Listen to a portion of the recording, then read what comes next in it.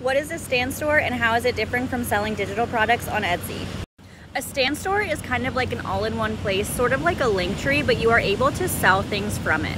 So this is great if you have digital products like ebooks, guides, even things like one-on-one calls.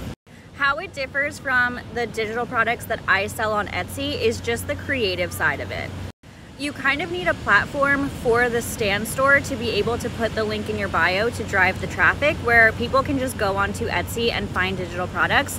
And the digital products that I sell on Etsy are very like creative type things, which is what Etsy was sort of built around.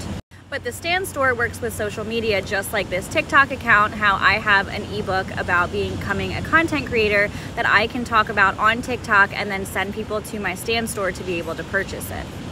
So the StanStore pretty much takes out the need to have a website that you are hosting these things on, and you can just sell products right through them.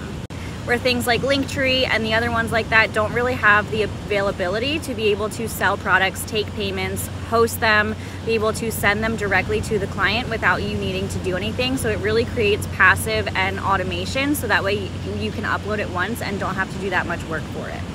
The StanStore is also working on building out better sales funnels.